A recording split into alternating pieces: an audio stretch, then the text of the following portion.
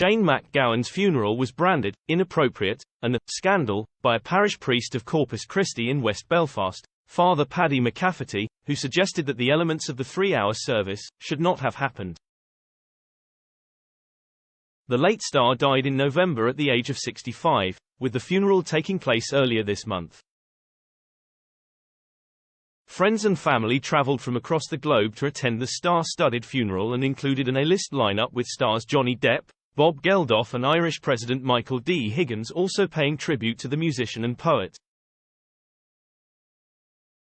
Father Paddy McCafferty slammed the ceremony and claimed it was an abuse of what Mass is and what the Catholic funeral liturgy is all about. The Pogues' 1998 festive tune Fairy Tale of New York was performed, and Australian singer Nick Cave gave an emotional rendition of A Rainy Night in Soho. Attendees also danced during the emotional service.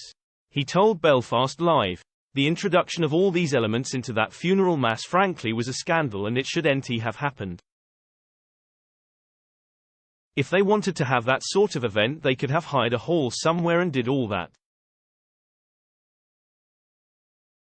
He was a good man in his own way, and he was entitled to a funeral mass as every baptized Catholic is." Outraged by the service, he added, "All of that stuff should have been kept out of the Mass. There is no place for that in the Mass at all." Shaming the conduct in the church, he said it was an abuse of the liturgy. Father McCafferty claimed, "It showed a completely askew understanding of what we actually are doing when we celebrate a funeral Mass. The singing of that Fairy Tale of New York after Holy Communion, totally out of place. The words that are used in that song and in the church showed no understanding of the sacredness of what the place is and the holiness of the Mass." He claimed it was inappropriate and called for something to be done for these so-called celebrity funerals.